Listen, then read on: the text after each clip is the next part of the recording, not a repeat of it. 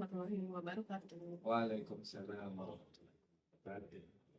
Saya Bini Rizky Amelia, CGB Angkatan 9 dari SD 01. Hari ini saya berkesempatan untuk melakukan wawancara dengan kepala sekolah saya, Bapak Rustadi SPD, Kepala SDN Rorotan 01, tentang dilema etika dalam pengambilan keputusan yang Bapak Rustadi laksanakan di SDN Rorotan 01. Selamat pagi Bapak. Terima kasih sebelumnya atas waktunya di tengah kesibukan Bapak. Kita dapat melakukan wawancara di pagi hari ini. Hari ini saya mohon izin untuk melakukan wawancara tentang pengambilan keputusan dilema, khususnya dilema etika atau rujukan moral yang Bapak laksanakan di sekolah ini. Bapak bersedia ya Pak? Insyaallah. Sebelumnya Bapak apa kabar Pak? Alhamdulillah baik. Sehat. Sehingga kita dapat melaksanakan wawancara hari ini. Langsung saja ya Pak, pertanyaan pertama.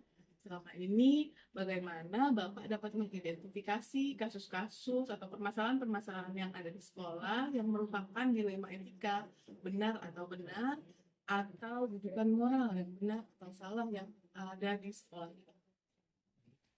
Baik, ini atas pertanyaannya. Memang di sini ada dua kasus ya antara etika dan moral. Sama-sama ini kalau secara etika itu biasanya harus ada dua alternatif ya, yang antara benar melawan benar dan secara hukum ya. Ini kasus dilema ini situasi yang sulit, harus dengan penuh pertimbangan ya, di mana yang matang yang membentukkan putusan untuk hal tersebut ya, sebab keduanya adalah benar secara moral ya, dan akan tetapi bertentangan, sedangkan rujukan moral itu benar melawan salah. Oleh karena itu setiap saya mengambil keputusan harus hati-hati sekali, karena keputusan ini antara benar dan salah. Tentunya kita harus bisa mematangkan ya. Kalau itu ketika ada etika dan moral ini kita simak dan pertimbangan secara saya akan melakukan keputusan selalu diperhitungkan dan benar atau salahnya itu akan salah. Terima kasih. Itu dilema etika atau rujukan moral harus banyak pertimbangan gitu ya Pak ya, dan harus hati-hati ya. Banyak pertimbangan tersebut banyak yang benar dengan benar gitu. Jadi kan pertanyaan kedua ya Pak, selama ini dalam bagaimana Bapak menjalankan pengambilan keputusan di sekolah Bapak, terutama untuk kasus-kasus di mana ada dua kepentingan yang sama-sama benar atau sama-sama mengandung nilai kebajikan. Mungkin Bapak bisa memberikan contohnya. Selama ini Bapak mengambil keputusannya bagaimana jika kasus-kasus tersebut benar melawan kebenaran yang mengandung nilai kebajikan? Baik, dari pertanyaan di atas, lawan benar melawan benar mengandung nilai kebajikan. Nah, sebelum keputusan diambil dalam kasus dilema ini harus mempertimbangkan dan melakukan tahapan seperti mencari fakta ya, dari kebenarannya itu benar atau salah. Lihat saja yang kemudian kamu juga akan siapa aja yang terlibat dalam hal itu ya. Yang kedua, kemudian menganalisa ya, benar atau salahnya itu akan kita analisis, karena ini juga penting ya untuk membuat kebenaran atau salahnya. Berbagai kemudian kita akan melakukan alternatif solusi ya. Kemudian juga akan membuat sebuah keputusan dan merefleksinya, dan keputusan ini jangan sampai menguntungkan jadi sebelah, tapi harus menguntungkan semua pihak ya. Itu mungkin harus menguntungkan semua pihak. Baik Pak. Jadi selama ini saat Bapak mengambil keputusan di sekolah, Bapak banyak sekali pertimbangan yang Bapak ambil, juga langkah-langkah yang Bapak lakukan untuk membuat keputusan dalam hal dilema etika atau dilema etika ini dan mengandung nilai tidak segarnya. Pertanyaan berikutnya, atau prosedur seperti apa yang biasa Bapak lakukan selama ini jika menghadapi kasus-kasus dilema etika yang ada di sekolah? Baik, terima kasih Bu Dini. Tentunya pertanyaan pertama ya, itu hampir menyambung. Nah, langkah-langkah yang saya ambil tentunya bagaimana kita akan mencari fakta-fakta dulu ya, benar atau salahnya.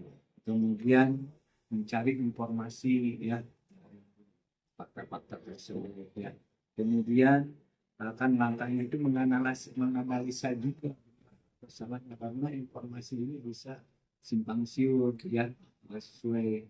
Kemudian membuat alternatif solusi. Nanti sebelum membuat keputusan itu kan kita melihat solusinya agar tidak semena-mena gitu ya. Terus kemudian kita juga akan meminta teman sejawat ya, pertimbangannya seperti ada Wakasar bagian kurikulum, ada Wakasar bagian kesiswaan. Itu yang bisa saya ajak berbicara dengan saya, juga ada simpang siur ya. Kemudian yang berikutnya yaitu baru kita membuat keputusan. Nah, keputusan ini agar tidak ada hal-hal yang lucu, harus ada melakukan banyak pihak. Nah, setelah itu kita memberikan refleksi ya. Jadi langkah untuk mengambil keputusan itu sangat panjang ya Pak ya di sekolah ini ya Pak, dari mulai mencari fakta-faktanya, lalu informasinya, Teman sejawat juga perlu berkaitan bukan dari pihak rekan sejawat juga semuanya berarti ya Pak ya, memberikan solusi atau solusi sampai ke refleksikan apakah solusi atau langkah-langkah ini sudah tepat atau belum, yang tidak merugikan pihak manapun begitu ya Pak. Jadi, baik Pak, selanjutnya untuk pertanyaan selanjutnya, hal-hal apa saja yang selama ini Bapak anggap efektif dalam pengambilan keputusan pada kasus-kasus dilema etika yang berada di sekolah ini? Baik, terima kasih Bu Dini. Sesuai dengan pertanyaannya, ambil keputusan etika yang lebih efektif. Jadi di sini Bapak akan mengambil keputusan sesuai dengan norma etika. Karena etika ini dikatakan benar melawan benar. Ya. Kasus ini juga harus mempertimbangkan ya,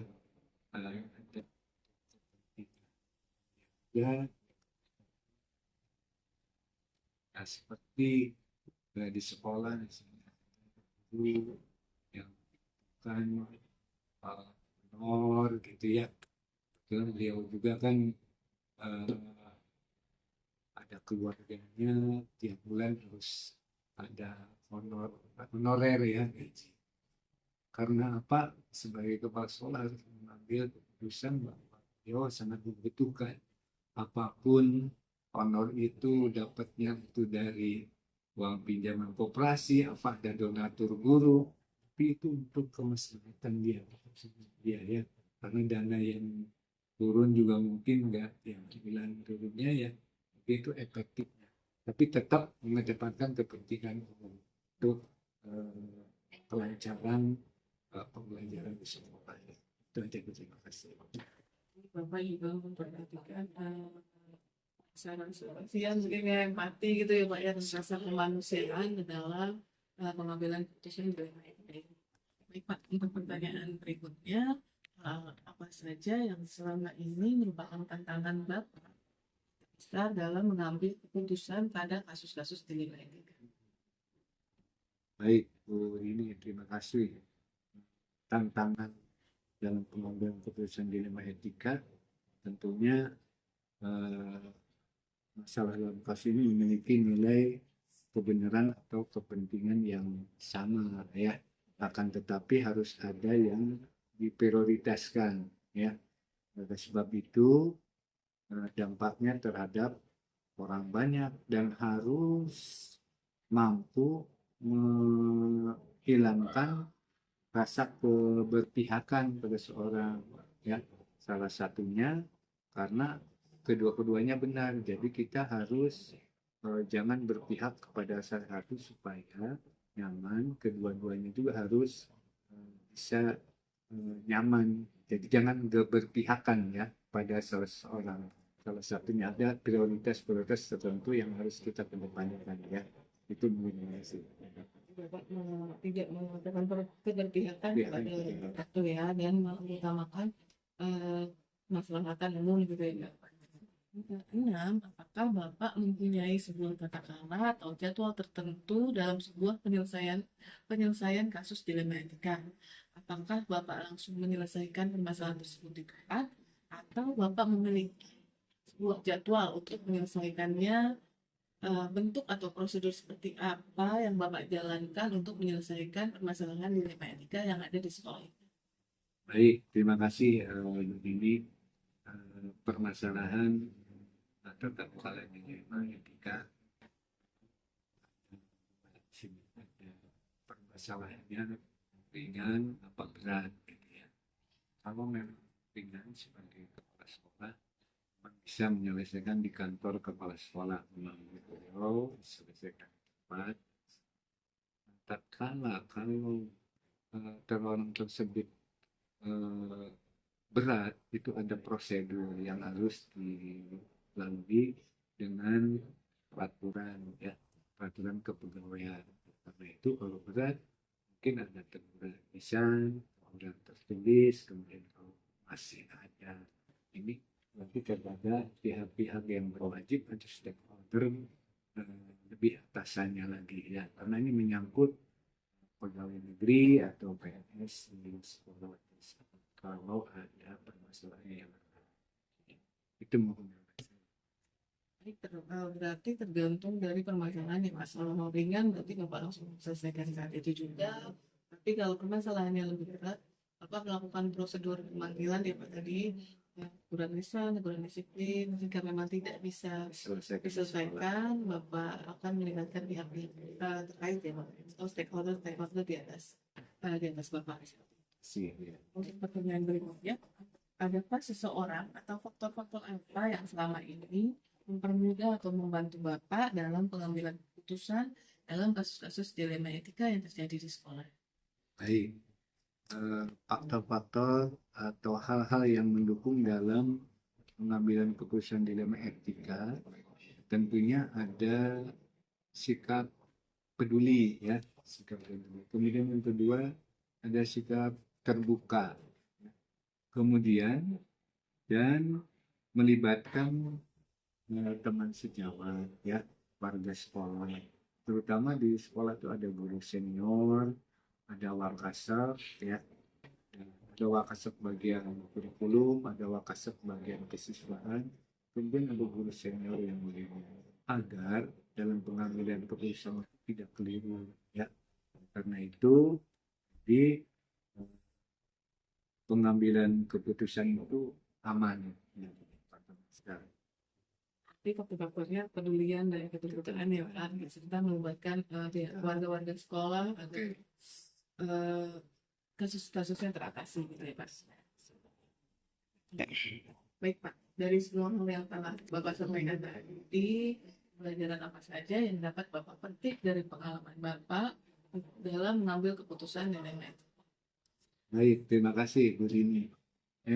Dalam mengambil keputusan etika, pengalaman saya yang mengambil dari pertanyaan tersebut adalah satu, saya akan lebih bijaksana ya. Kemudian dalam menganalisa kasus tersebut ya. Kemudian yang kedua akan mempertimbangkan secara matang dengan kasus ini luar biasa ya.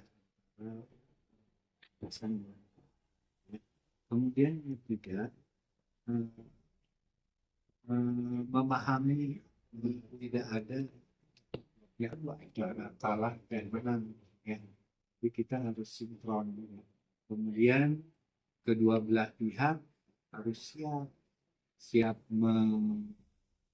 menghormati, siap menghargai, ya.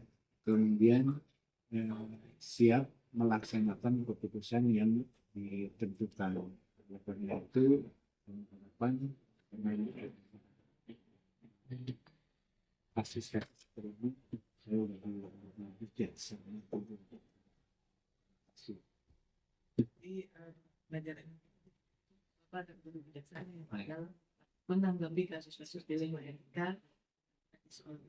Baik Pak, pertanyaan yang akan saya sampaikan sudah selesai. Semoga jawaban-jawaban Bapak barusan yang sangat luar biasa dapat menjadi pembelajaran bagi saya dalam hal pengambilan keputusan dilema etika yang ada di sekolah. Terima kasih atas waktunya Pak. Ya, terima kasih Bu Dini. Mudah-mudahan apa yang saya sampaikan motivasi ya untuk kedepannya sukses terus. Salam.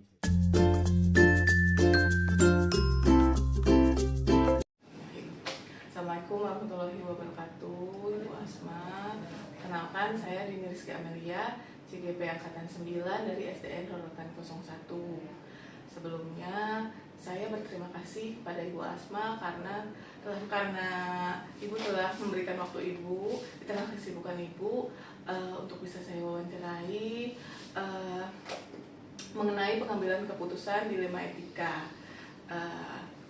Baik Ibu, apa kabar sebelumnya? Alhamdulillah baik. Iya. Langsung saja ya Ibu, kita mulai. Untuk pertanyaan pertama, menurut pendapat Ibu, bagaimana Ibu dapat mengidentifikasikan kasus-kasus yang merupakan dilema etika atau bujukan moral yang sudah terjadi di sekolah Ibu? Kalau kasus, cara saya mengidentifikasikan kasus dilema etika dan bujukan moral. Kalau dilema etika itu sendiri kan kasus-kasus yang berhubungan dengan nilai-nilai kebajikan yang universal ya. Jadi ada rasa empati, kasih sayang dan lain-lain. Tapi kalau rujukan moral itu jelas sih sebenarnya antara benar dan salah. Nah, untuk mengetahui itu kasus itu termasuk antara dilema etika atau moral, tentunya kita kaji, kita identifikasi apakah termasuk yang dilema etika atau rujukan moral. Tentunya diidentifikasi, kemudian diuji dengan langkah-langkah yang tentunya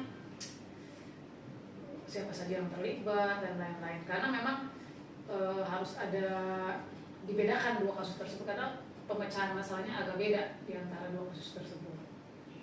Jadi selama ini Ibu mengidentifikasi dulu ya Bu, apakah kasus tersebut termasuk dilema etika ataukah kasus tersebut termasuk bujukan moral, karena cara penyelesaiannya berbeda gitu ya Ibu. Baik Ibu, terima kasih. Untuk pertanyaan berikutnya, bagaimana Ibu menjalankan pengambilan keputusan di sekolah Ibu, terutama untuk kasus-kasus di mana ada dua kepentingan yang sama-sama benar atau sama-sama mengandung nilai kebajikan? Dalam saya mengambil keputusan untuk yang sama-sama benar dan sama-sama mengandung nilai kebajikan, ini sedikit sulit ya, karena memang sama-sama benar. Namun di dalam pengambilan keputusan tersebut tentunya ada beberapa hal yang mesti diperhatikan. Tentu diantaranya adalah latar belakang masalah itu sendiri, kemudian keberpihakan masalah tersebut.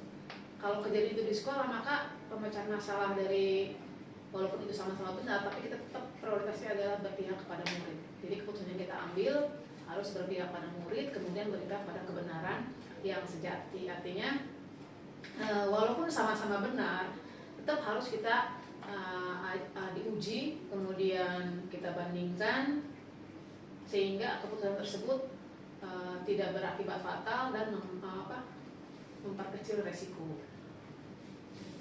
Jadi yang paling penting menurut Ibu yaitu latar belakang masalahnya itu sendiri ya Bu, karena masalah di dilema etika itu benar sama benar gitu melawannya. Lalu juga keberpihakan kepada siswa paling diutamakan dalam pengambilan keputusan di sekolah ini ya Ibu. Ya, dan juga uji kelayakan yang mumpuni itu Bu, agar pengambilan keputusan solusinya akan maksimal gitu Bu. Baik, untuk pertanyaan ketiga, langkah-langkah atau prosedur seperti apa yang biasanya Ibu lakukan selama ini dalam pengambilan keputusan dilema etika di sekolah Ibu? Seperti saya tadi bilang, kalau dilema etika itu memang permasalahan yang sulit kita ambil keputusannya. Untuk itu diperlukan langkah-langkah atau prinsip-prinsip yang bisa membuat kita yakin keputusan yang kita ambil.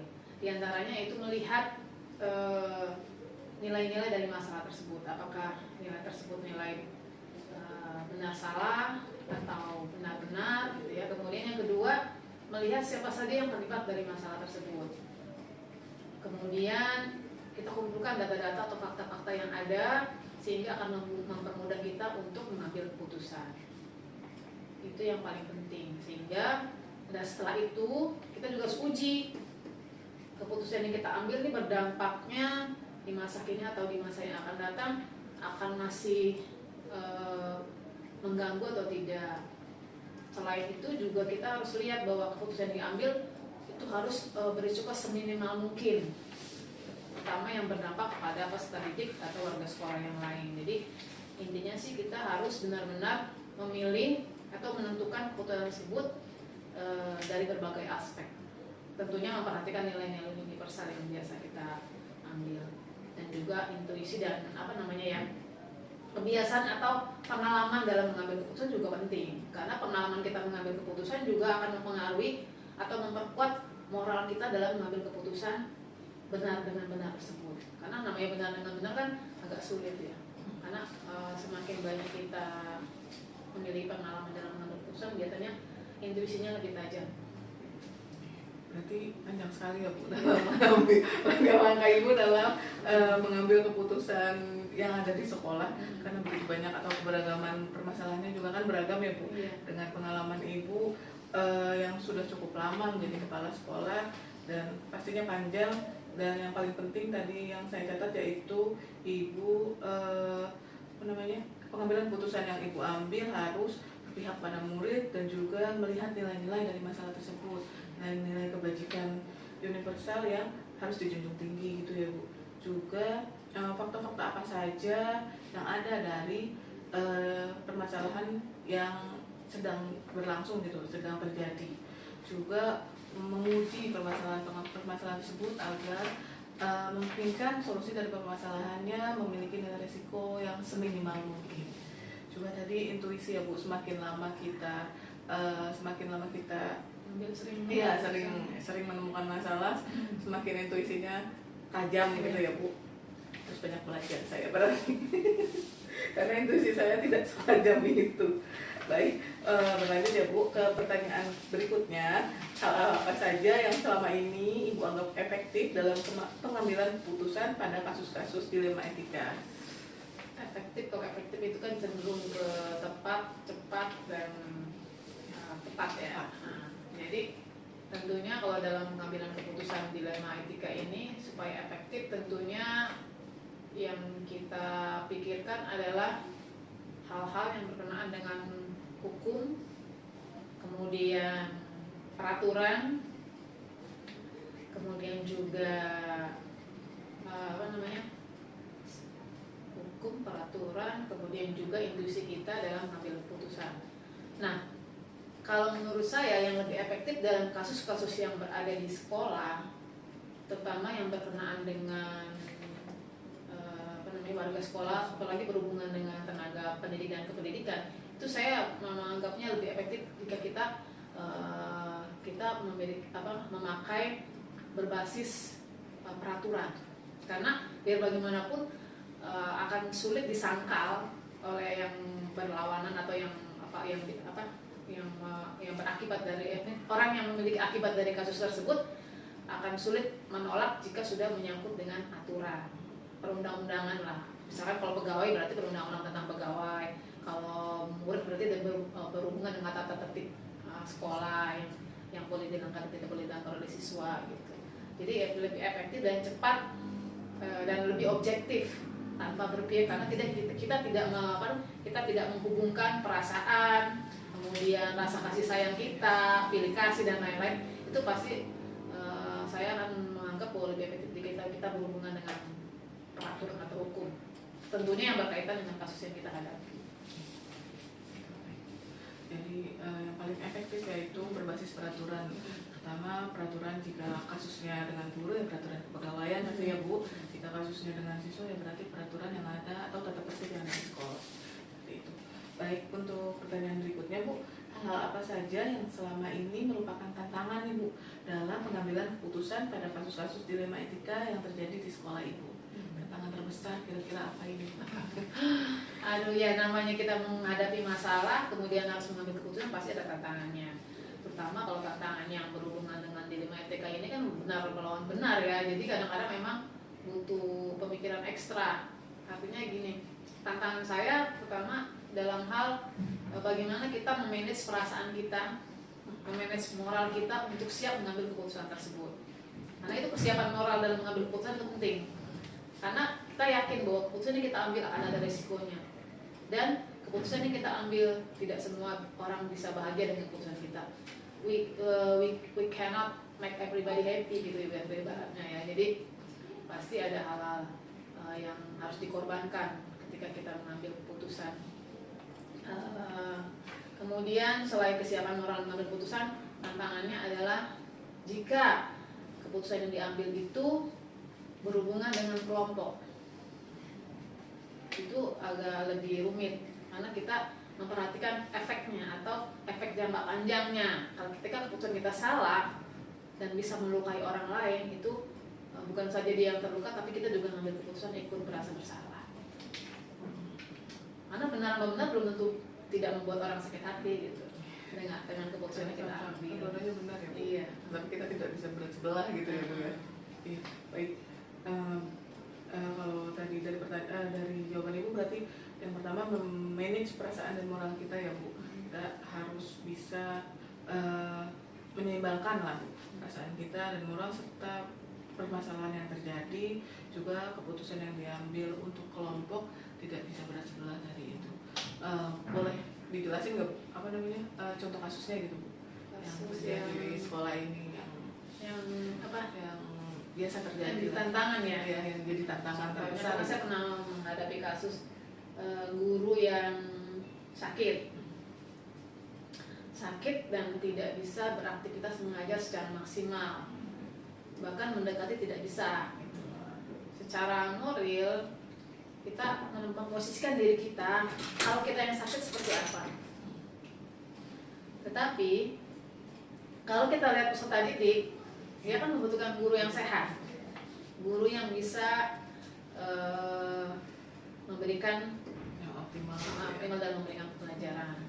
Nah, itu adalah hal yang sulit buat kita untuk menentukan apakah guru tersebut dibiarkan saja mengajar dengan seada-adanya atau merehatkan guru yang secara aturan juga tidak boleh gitu. Nah, di situ akhirnya keputusan yang saya ambil yang efektif sesuai dengan peraturan. Guru kan berpihak pada murid harus mendapatkan haknya untuk mendapatkan pembelajaran di sekolah, sedangkan guru berkewajiban untuk memberikan pembelajaran tersebut dan dia tidak bisa. Separuh hati saya ingin guru itu tetap mengajar atau digantikan sama orang lain dan dia mendapat hak yang sama atau gaji yang sama. Tetapi di pihak lain saya tidak tega melihat murid saya digantikan oleh orang lain. Dan tentunya juga berbeda kalau diajarin dengan gurunya sendiri.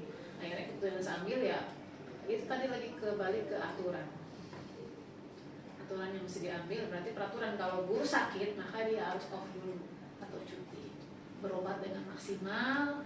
Nanti setelah dia sembuh dinyatakan oleh dokter maka dia bisa kembali lagi bertugas.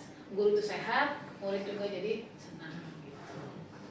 Jadi balik lagi ke yang tadi ya Bu, efektifnya kita menggunakan aturan-aturan yang berlaku gitu, dan juga pentingan mana nih yang kita harus tuju tadi, karena Ibu tadi selalu menjawab yang paling utama yaitu keberpihakan kita kepada murid gitu ya. Baik, lanjut ke pertanyaan berikutnya ya Bu. Apakah Ibu memiliki sebuah tata krama atau jadwal tertentu dalam sebuah penyelesaian kasus dilema etika? Apakah Ibu langsung menyelesaikannya di tempat atau memiliki sebuah jadwal untuk menyelesaikannya? Bentuk atau prosedur seperti apa yang Ibu jalankan selama ini di sekolah? Dalam pengambilan keputusan dilema etika tentunya kalau ditanyakan langsung atau memiliki tata cara tentunya tergantung kasus yang kita hadapi. Tapi pada umumnya kalau kasus dilema etika itu biasanya tidak mudah diambil keputusannya. Jadi biasanya memerlukan tahapan-tahapan atau studi yang tadi saya sebutkan bahwa dalam mengambil keputusan pertama kasus dilema etika ini harus ada tahapan-tahapannya. Tadi kan ada studi dulu tentang latar belakang permasalahan yang baru kita identifikasi permasalahannya apa, kemudian siapa saja yang terlibat.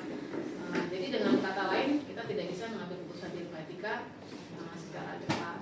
Mengenai tata kelola tentunya jadwal tata kelola itu kan jadwal ya. Jadwal pemecahan masalah itu tentunya disesuaikan dengan ringan atau beratnya masalah tersebut. Semakin berat masalah tersebut maka semakin lama lah penyelesaiannya. Apalagi kalau berhubungan dengan hukum. Berarti karena ini adalah kasus dilema etika sehingga membutuhkan waktu gitu ya Bu, tidak langsung saat itu juga karena butuh langkah-langkah yang harus diidentifikasi dari permasalahan Ibu. Juga untuk tata kelola tadi seberapa berat dari kasus tersebut, semakin ringan semakin cepat, dan semakin berat apalagi yang berbenturan dengan hukum maka prosesnya akan lebih panjang lagi gitu ya Bu. Baik, untuk pertanyaan berikutnya Bu, adakah seseorang atau faktor-faktor apa yang selama ini mempermudah atau membantu Ibu dalam pengambilan keputusan dalam kasus-kasus dilema etika? Tentunya ya dalam mengambil keputusan kita tidak bisa sendiri ya, terutama yang berhubungan dengan kehidupan sekolah. Tentunya ada timnya. Walaupun memang keputusan akhir di kepala sekolah, tapi tetap saya membutuhkan pendapat atau second opinion dari orang lain, terutama orang-orang terdekat yang mengerti tentang permasalahan. Kalau permasalahan siswa berarti kita cenderung ke guru kelas. Kalau permasalahannya tentang PTK atau tenaga pendidikan kependidikan, tentunya kita berhubungan dengan si PTK itu sendiri. Jadi memang bagaimanapun kita butuh pendapat orang lain atau butuh rekan dalam mengambil keputusan. Berarti selama ini rekan Ibu dalam mengambil keputusan jika masalahnya terjadi di PTK di lingkup sekolah Ibu, apakah guru senior, apakah wakil kepala sekolah? Ya, guru senior, guru sekolah, pengawas juga termasuk orang yang bisa diajak bicara karena kalau berhubungan dengan PTK itu tentunya hierarkinya bisa juga sampai ke atas gitu dalam pengambilan keputusan. Itu stakeholder yang terkait ya Bu? Ya, stakeholder yang terkait, betul. Baik, pertanyaan berikutnya, dari semua hal yang telah Ibu sampaikan barusan, pembelajaran apa yang dapat Ibu petik dari pengalaman Ibu mengambil keputusan dilema etika? Dari pengalaman saya dalam mengambil keputusan dilema etika, tentunya ada beberapa hal yang menjadi catatan. Pertama, bahwa kasus dilema etika bukan kasus yang bisa dipecahkan sesaat, tetapi harus memikirkan banyak hal dengan menggunakan prinsip-prinsip pemecahan masalah, kemudian juga yang tadi saya sebutkan yang di awal. Kemudian satu hal lagi, kita juga harus memperhatikan nilai-nilai, persatuan nilai-nilai yang kita anut. Di antaranya adalah nilai-nilai yang berhubungan dengan kepedulian, kasih sayang, kemudian kesiapan kita, moral kita sendiri, kemudian intuisi kita. Satu lagi, intinya setiap keputusan yang kita ambil tidak boleh bertentangan dengan kaidah-kaidah yang kita anut, terutama agama, kemudian juga peraturan yang berlaku di sekolah atau di institusi kita sebagai lembaga pemerintah. Masa banyak pembelajaran sekali ini yang saya dapatkan dari Ibu. Jadi pembelajaran yang dapat dipetik yaitu kasus dalam dilema etika tidak bisa diselesaikan secara saat karena memang membutuhkan langkah-langkah yang panjang gitu ya Bu. Lalu nilai-nilai kebajikan yang kita anut harus diutamakan, kepedulian, kasih sayang, lalu juga tidak boleh berbenturan dengan hukum dan juga agama kita ya Bu. Tentu saja juga tadi kasus-kasus dilema etika harus mementingkan kepentingan umum atau dalam hal ini kepentingan murid yang paling utama gitu ya Bu. Ya, baik. Terima kasih atas waktunya Ibu. Pertanyaannya sudah terjawab semua, banyak sekali pembelajaran-pembelajaran yang saya bisa petik dari cara Ibu mengambil keputusan jika terjadi permasalahan di sekolah ini. Dan juga semoga ini bisa jadi pembelajaran saya jika saya nantinya akan mengambil keputusan yang terjadi di sekolah saya seperti itu. Baik, terima kasih Bu. Assalamualaikum. Waalaikumsalam.